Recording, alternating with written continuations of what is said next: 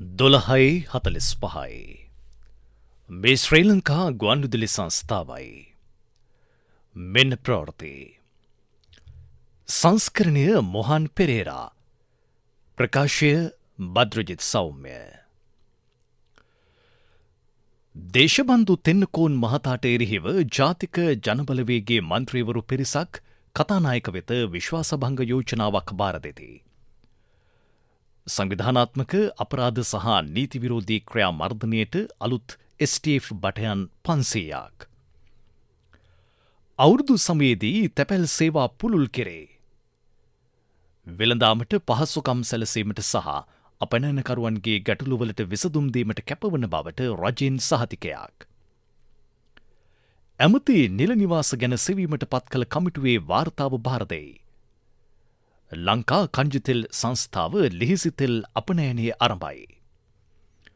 කොම්පංජ වීදියේ සමාජ ශාලාවක ගැටුමට සම්බන්ධ පුද්ගලයන් හඳුනා ගැනීම සඳහා යෝෂිත සහ බිරිඳ පොලිසියට කැඳවති. දුම්රියේ රියදුරු පුරප්පාඩු පිරවීම සඳහා අයදුම්පත් කැඳවේ. ග්‍රීන්ලන්තයට ඇමරිකානු නිලධහරින් පිරිසක් පැමිණීමේ සැලසුමට ඩෙන්මාර්කේ අප්‍රසාදය. ආසියානු ශූරතා මල්ලවපුර තරඟාවලියට ශ්‍රී ලංකා කණ්ඩායම පිටත්ව යති. සේවය අත්හිටුවා ඇති පොලිස්පති දේශබන්දු තෙන්නකෝන් මහතාට එරෙහිව ජාතික ජනබලවේගේ මන්ත්‍රීවරු පිරිසක් කතානායක වෛද්‍ය ජගත් වික්‍රමරත්න මහතා වෙත විශ්වාසභංග යෝජනාවක් බාර දුන්හ. පාර්ලිමේන්තුවේ කතානායක කාර්යාලයේදී එය සිදු කෙරුණි. සංවිධානාත්මක අපරාධ සහ නීති විරෝධී ක්‍රියා මර්ධනයට අලුතින් බඳවාගත් පොලිස් විශේෂකාර්ය බලකා සාමාජිකයන් 500ක් යොදවන බව ඇමති ආනන්ද විජේපාල මහතා පවසයි. තව නොබෝ දිනකින් ඔවුන්ගේ පාඨමාලා කාලය අවසන් වේ. දකුණු පළාතේ වෙඩි තැබීමේ සිද්ධි පාලනයට පොලිස් කණ්ඩායම් 4ක් යොදවා තිබේ. බසනාහිර සහ දකුණු පළාත් තුළ වැඩි වශයෙන් සංවිධානාත්මක අපරාධ සිදුවන බවට හඳුනාගෙන තිබේ. අලුත් අවුරුදු සමයේදී තැපැල් සේවා කටයුතු තවත් පුළුල් කර ඇතැයි තැපැල්පති රුවන් සත්කුමාර මහතා පවසයි. දෙස් විදෙස් පාර්සල් බෙදා හැරීම කෙරෙහි වැඩි අවධානය යොමු කර ඇත. මෙරට ලාභදායීම කුරියර් සේවාව ඇත්තේ ශ්‍රී ලංකා තැපැලට බව හෙතෙම කියයි.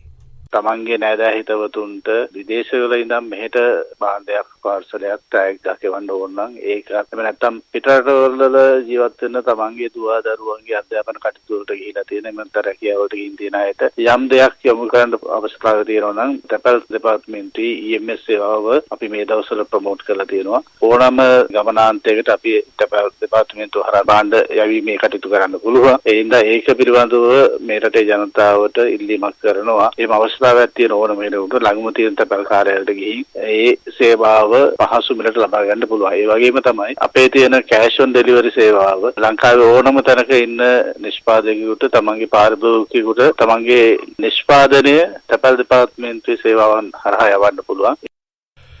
මේ දිනවල ශ්වසන මාර්ගයේ ආශ්‍රිත රෝග සම්බන්ධයෙන් වැඩිපුර වාර්තා වන බව විශේෂඥ වෛද්‍ය දීපල් පෙරේරා මහතා කියයි. කැස්ස සෙම්ප්‍රතිශ්‍යාව උන අකණ්ඩව පවතින්නේ නම් එය ඉන්ෆ්ලුවෙන්සා තත්වයකි. ඒ සඳහා නිසි ලෙස පැරසිටමෝල් මාත්‍රාව ලබා ගත යුතුය. විවේකය සහ ස්වභාවික දියර ආහාර ලබා ගැනීමද වැදගත් වේ. මේ සඳහා වෙනත් ප්‍රතිජීවක ඖෂධ නොමැත. කෙසේවත් එක දිගටම වමනය පවතින්නේ නම් රෝහල්ගත වීම අවශ්‍ය වෙයි.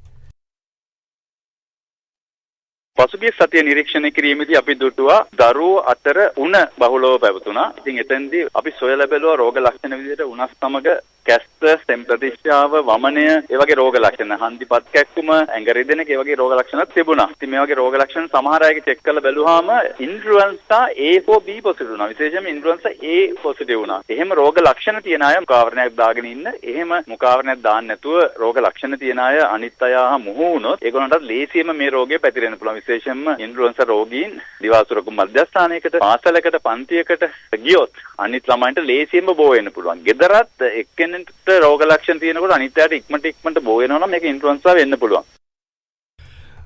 වෙළඳාමට පහසුකම් සැලසීමට සහ අපනයනකරුවන්ගේ ගැටලුවලට විසඳුම් දීමට රජය කැපවන බව ඇමති සුනිල් හඳුන්නෙත්ති මහතා පවසයි. නිෂ්පාදන ආර්ථිකයේ අපනයන වර්ධනයට රජය ප්‍රමුඛතාව ලබා දෙයි. ඒ සඳහා කර්මාන්ත අමාත්‍යාංශය පසුගිය මාස කිහිපය පුරා විවිධ වූ වැඩසටහන් සිදු කළේය. අපනයන තරඟකාරීත්වයේ නැංවීමට රාජ්‍ය හා පෞද්ගලිකාංශය අතර සහයෝගීතාවද වැදගත් බව ඇමතිවරයා කියයි. 2020න් පස්සේ කොරෝනා වසංගතය ලෝකයේ ඇතිවෙච්ච ආර්ථික අර්බුදය කියන දෙකම අපට බලපෑවේ ඉතාම අවාසිදායක විදියට. ලංකාව තුළ හිඳමින් ලංකාව පිළිබඳ විශ්වාසය තබමින් අපේ මිනිස්සු ගැන විශ්වාසය තබමින් මේ ආර්ථිකය තුළ රැඳිලා හිටියේ අපේ අපනයන ශ්‍රේෂ්ඨයේ ඉන්න ඔබ හැම දෙනා. අමාත්‍යාංශ හැටියට මම ඔබට ගරු කරනවා, ස්තුතිවන්ත වෙනවා. අපේ ඩොලරය විදේශ විනිමය අනුපාතය අර ස්ථාවර වෙමින් තියෙනවා. අපේ ආර්ථිකය ස්ථාවර වෙන්න පටන් අරගෙන තියෙනවා. ඔබ නොහිටිය නම් අපිට ඒක කියන්න බෑ. අපේ අමාත්‍යාංශයේ තියෙන හැම ව්‍යවසායකයෙක්ම, හැම කර්මාන්තකරුවෙක්ම, හැම කෙනෙක්ම අපි උනන්දු කරවන්නේ අපනයන ශ්‍රේෂ්ඨයට වැඩියෙන් දායක වෙන්න කියලා. අපනයනකරුවන්ගේ ගැටලු විසඳීමට අපනයනකරුවන්ගේ සංසදය පැවැත් වූ වැඩසටහනකදී ඔහු මෙම අදහස් පළ කළේය. අපනයන සංවර්ධන මණ්ඩලයේදී එය පැවැත්වුණේ. මෙහිදී අපනයනකරුවන්ට ප්‍රතිපත්ති සම්පාදකයන් සමග ඍජුව සම්බන්ධ වීමට හැකිය. අපනයනකරුවන් ගැටලු 110ක් ඉදිරිපත් කළේය. ඉන් වැඩි ප්‍රමාණයකට විසඳුම් ලැබුණේ. මේ ප්‍රවෘත්ති ශ්‍රී ලංකා ගුවන්විදුලි සංස්ථාවෙන්.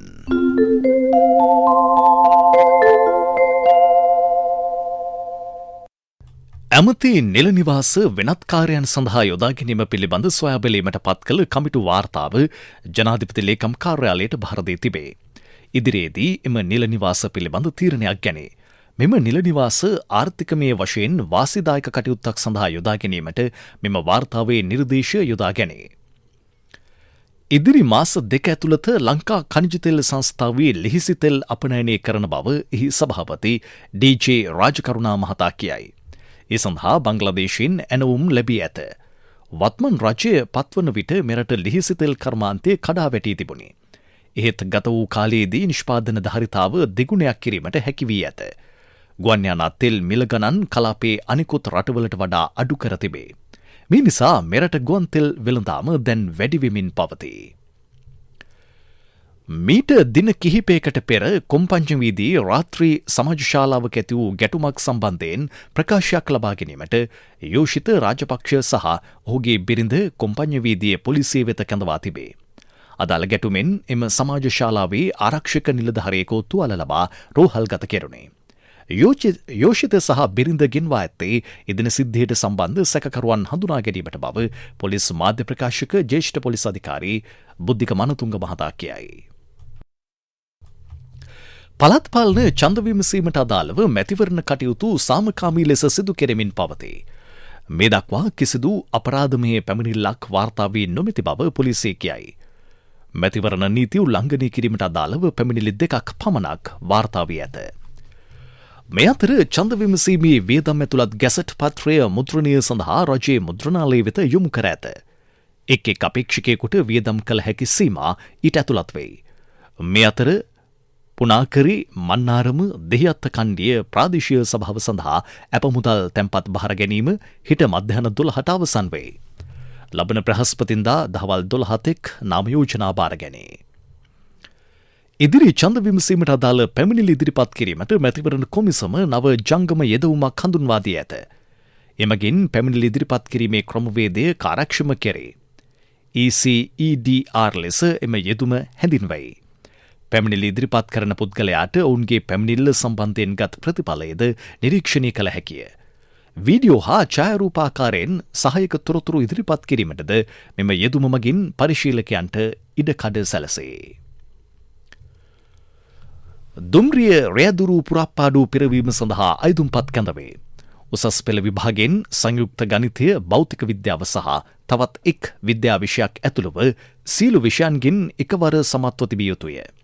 එබැවින්ම අපොස සාමාන්‍ය පෙළ විභාගයේදී භාෂාව හෝ සාහිත්‍යය, ගණිතය, විද්‍යාව ඇතුළු විෂයන් 4කට සම්මාන සාමාර්ථ ලබා සිටිය යුතුය.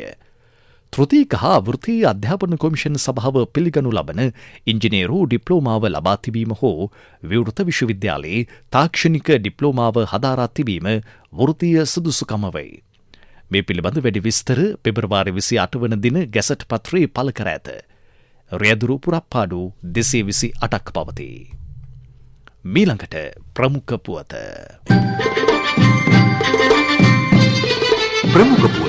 ඔබ වෙත ගෙනෙන්නේ සෑම ගෙදරකම සිටිය යුතු වෙද මහත්මයා සිද්ධාලේප. ජාතික ආරක්ෂාව තහවුරු කිරීමට අවශ්‍ය සීලු පියවරගෙන ඇති බව නියෝජ්‍ය අමාත්‍ය අරුණ ජයසේකර මහතා පවසයි. ඒ සම්බන්ධයෙන් කිසිදු ගැටලුවක් නොමැති බවද ඔහු අද පැවති උත්සවයක් අවසානයේ පැවසීය. ජනතාවගේ ආරක්ෂාවද සහතික කර තිබේ. ප්‍රමුඛ පුවත ඔබ වෙත ගෙන ආවේ සෑම ගෙදරකම සිටිය යුතු වෙද මහත්මයා සිද්ධාලේප. වුඩ්ස්බර්ග් විශ්වවිද්‍යාලය සුපිරිවිකී දන්තාලේපය ෆ්ලෝරයිඩ් හා සමාන රැකවරණයක් සලසන බව සනාථ කර ඇත. ශක්ති හඬ අවධානය පිණිසයි. බියගම ජල පවිත්‍රාගාරයේ විදුලි පද්ධතියේ අත්‍යවශ්‍ය නඩත්තු කටයුත්තක් හේතුවෙන් ලබන බ්‍රහස්පතින්දා පෙරවරු 8:30 සිට පසුරු 5 දක්වා ප්‍රදේශ කිහිපයකට ජල සැපයුම අත්හිටුවෙයි. පෑලියගොඩ, වත්තල, ජායල, කටුනායක, සීදුව නගර සභා ප්‍රදේශය, කැලණිය, බියගම, මහර, දොම්පේ, කටාන, මිනුවන්ගොඩ සහ ගම්පහ බල ප්‍රදේශයටද ජල සැපයුම අත්හිටුවෙයි. විදෙස් පුවත්. යුක්‍රේනය දිගින් දිගටම රුසියානු බලශක්ති පහසුකම් වෙත ප්‍රහාර එල්ල කළත් රුසියානු ජනාධිපතිවරයා ඊට ප්‍රතිප්‍රහාර සිදු කිරීමට නියෝග ලබා දී නොමැත. ඒ අනුව ඔවුන් ඇමරිකාව ඉදිරිපත් කර ඇති සාම වැඩසටහන සඳහා තම කැපවීම ප්‍රදර්ශනය කොට ඇත. යුක්‍රේනයේ ඉකුත්දා රුසියාවේ ප්‍රදේශ කිහිපයකට එල්ල කළ මිසයිල් ප්‍රහාරවලින් ගුවන් හමුදා කඳවුරක තිබූ හෙලිකොප්ටර් යාන 4ක් විනාශ වී තිබේ. අඟහරු ග්‍රහයා මත ඇති නාසා ආයතනය වූ කියුරියෝසිටි රෝවරය එහි ඇති විශාලතම කාබනික අණු සොයාගෙන ඇත. මෙම සොයා ගැනීම් වලින් පෙනී යන්නේ පූර්ව ජෛව රසායනික අණු එම ග්‍රහයා මත කලින් නිරීක්ෂණය කළාට වඩා ඉහළ අගයක් ගන්නා බවයි. එම යානයේ කුඩා රසායනාගාරයේ මෙම 5 සාම්පල් පරීක්ෂා කර ඇත. මෙම අඟහරු ග්‍රහයා මත ජීවයක් තිබූ බවට යම් තොරතුරක් ලබා දීමක් බවද විද්‍යාඥයෝ කියති. ග්‍රීන්ලන්තයට ඇමරිකානු නිලධාරීන් පිරිසක් පැමිණීම නුසුදුසු ක්‍රියාවක් බව ඩෙන්මාර්ක් විදේශ අමාත්‍යාංශය සඳහන් කරයි. ඇමරිකානු ජාතික ආරක්ෂක උපදේශක ඇතුළු ජ්‍යෙෂ්ඨ නිලධාරීන් පිරිසක් ඉදිරියේදී ග්‍රීන්ලන්තයේ සංචාරය කිරීමට සැලසුම් කර ඇත. එම නියෝජිත පිරිසට ඇමරිකානු උපජනාධිපති ජේ.ඩී. වැන්ස්ගේ බිරිඳද ඇතුළත් වේ. ග්‍රීන්ලන්තයේ මැතිවරණය ඉකුත්දා පැවතුනේ ස්ථීර රජයක් මෙතෙක් බිහි වී නොමැත. ඩෙන්මාර්කේ පාලනය ස්වාධීන නමුත් එය අයත් වන්නේ ඩෙන්මාර්ක් රජයටයි. ඇමරිකානුවන්ගේ මෙම සංචාරය ග්‍රීන්ලන්ත දේශපාලනඥයන් අතරද විවේචනයට ලක් වී තිබේ.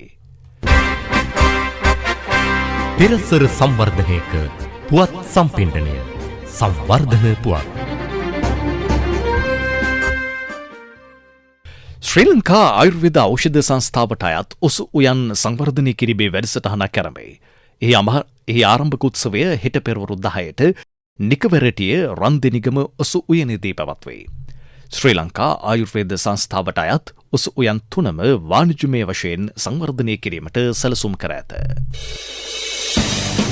ක්‍රීඩා පුවත්.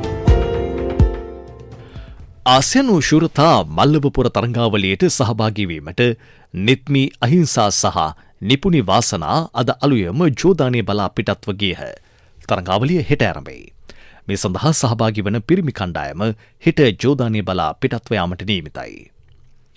ක්‍රීඩා සමාජවල සිටින ක්‍රිකට් ක්‍රීඩකින්ගේ කාර්ය සාධනය වැඩි කිරීමට ශ්‍රී ලංකා ක්‍රිකට් ආයතනයේ වැඩසටහනක් ආරම්භයි. එහිදී විශේෂයෙන් ශාරීරික යෝග්‍යතාව පිළිබඳ අවධානය යොමු කෙරේ. ඒ සඳහා අවශ්‍ය උපකරණද එම ක්‍රීඩා සමාජවලට පිරිනැමේ. ක්‍රීඩා සමාජ 17ක් සහ විශිෂ්ටතා මධ්‍යස්ථාන 4කට දැනටමත් මෙම උපකරණ බෙදා දී තිබේ. ව්‍යාපාරික පුවත් ඔබ වෙත ගෙන එන්නේ. ජාතික ඉතිරි කිරීමේ බැංකුවේ 53 වෙනි සංවත්සරයේ යෙදෙන මාර්තු 16 සිට 31 දක්වා උපත ලබන සියලු දරුවන්ට රුපියල් 2000ක තැන්පතුවක් සමග NSB හපන් ගෙනුම්. කියා මෝටර් රථ සමාගම නවතම ජීප් ආකාරයේ රථය මෙරටට හඳුන්වා දෙයි. එම ජීප් රථ ආකාරයේ මාදිලි 12න් සොනෙට් මාදිලිය මේ වන විට මෙරට පාරිභෝගිකයාට මිලදී ගත හැකිය. මෙහි ප්‍රථම වතාවට ඉදිරිපත් කෙරෙන නවීන විශේෂාංග 30කට වඩා ඇතුළත් වේ. එන්ජිම ඉහළ ධාරිතාවයකින් යුක්ත වන අතර එය වේග 7ක් සහිතය. ව්‍යාපාරික පුවත් ඔබ වෙත ගෙන ආවේ ජාතික ඉතිරි කිරීමේ බැංකුවේ 53 වෙනි සංවත්සරයේ යෙදෙන මාර්තු 16 සිට 31 දක්වා උපත ලබන සියලු දරුවන්ට රුපියල් 2000ක තැන්පතුවක් සමග NSB හපන් ගිණුම්. ආර්ථික පුවත් ආවරණය පොල් නාස්තිය අවම කරගමු. අදම අපේ ගෙදරින් පටන් ගමු. මෙය පොල් සංවර්ධන අධිකාරියේ පණිවිඩයකි.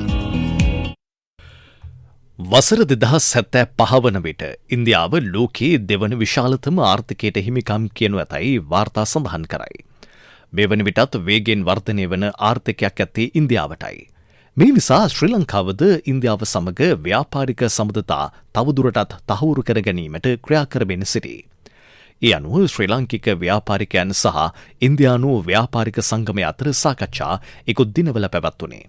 එම සංගමී සභාපති සන්තෝෂ් මෙනන් සඳහන් කළේ ශ්‍රී ලංකාවේ කුරුඳු ගම්බෙරි සඳහා ඇති ලෝක ඉල්ලුම කිසිදු රටකට බිඳ හෙළිය නොහැකි බවයි. එමෙන්ම ශ්‍රී ලංකාත්තිය සඳහාද එවැනි ඉල්ලුමක් පවතී. මෙරට ඇඟලුම්ද ගුණාත්මක භාවයෙන් ඉහළ ඇඟලුම් ලෙස සැලකේ. මේ නිසා ශ්‍රී ලංකාවත් සමග ව්‍යාපාරික කටයුතු දියුණු කර ගැනීමට කැමැත්තෙන් පසුවන බවද හෙතෙම කීවේය. කුඩා පොල්වතු හිමියනි, ගෙවතු පොල් වගා කරුවනි, හැකිතාක් ඔබේ පොල් වගාව නඩත්තු කර පොල් ඵලදාව වැඩි කර ගැනීමට දායකත්වය ලබා දෙන්න. පලිබෝධ මැඩලමු. වගාව දියුණු කරමු. ඔබට මුදල්, රටට ඩොල. පොල් සංවර්ධන අධිකාරියේ පණිවිඩයකි.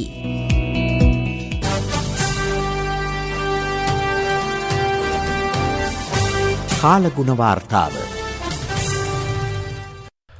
බස්නාහිර සබරගමුව දකුණ සහ වයඹ පළාත්වල පසුරු දෙකෙන් පසු තැනින් තැන වැසි හෝ ගිගුරුම් සහිත වැසි ඇතිවන බව කාලගුණ විද්‍යා දෙපාර්තමේන්තුව පවසයි. බස්නාහිර සබරගමුව සහ දකුණු පළාත්වල ඇතැම් ස්ථානවලට මිලිමීටර 75කට වැඩි තරමක තද වැසි ඇති විය හැකිය. ඌව සහ නැගෙනහිර පළාත්වලත් පොළොන්නරුව දිස්ත්‍රික්කයේත් වැසිවාර කිහිපයක් ඇතිවෙයි. යලි සිරස්තල දේශබන්දු තෙන්නකෝන් මහතාට එරෙහිව ජාතික ජනබලවේගේ මන්ත්‍රීවරු පිරිසක් කතානායක වෙත විශ්වාසභංග යෝජනාවක් බහර දෙති. සංවිධානාත්මක අපරාධ සහ නීති විරෝධී ක්‍රියා මර්ධනයට අලුත් STF බටයන් 500ක්. අවුරුදු සමයේදී තැපැල් සේවා පුළුල් කෙරේ. වෙළඳාමට පහසුකම් සැලසීමට සහ අපනයනකරුවන්ගේ ගැටලුවලට විසඳුම් දීමට කැපවන බවට රජයෙන් සහතිකයක්. ඇමති නිල නිවාස ගැන සෙවීමට පත් කළ කමිටුවේ වාර්තාව බහර දෙයි. ලංකා ඛනිජ තෙල් සංස්ථාව ලිහිසි තෙල් අපනයනය ආරම්භයි.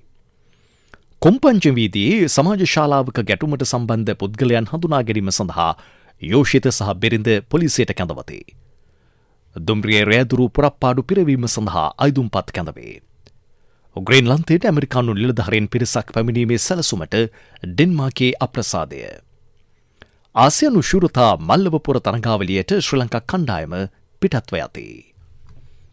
දිවා ප්‍රවෘත්ති ඉන් සමාප්තයි.